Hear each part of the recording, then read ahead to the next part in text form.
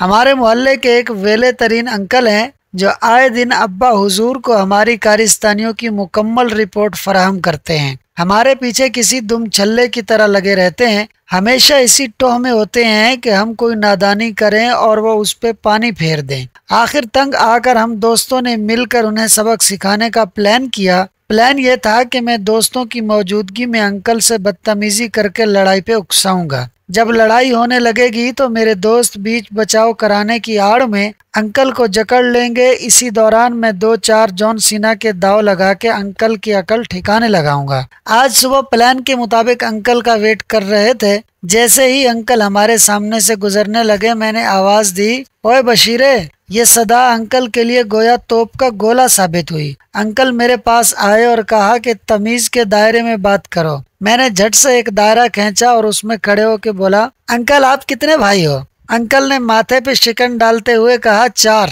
मैंने कहा 5 होते तो मेरा क्या उखाड़ लेते। ये कहना था कि अंकल किसी जालिम शौहर की तरह हवा में घोंसा लहराते हुए मेरी तरफ बढ़े। मैंने दोस्तों की तरफ देखा। दोस्तों ने कमीनों वाली मुस्कान दी और जेब से मोबाइल निकालकर पीछे हट गए। इसी असना में अंकल मुझ तक रसाई हासिल कर चुके थे। मुझे गरिबान से पकड़कर हवा में लहराने लगे।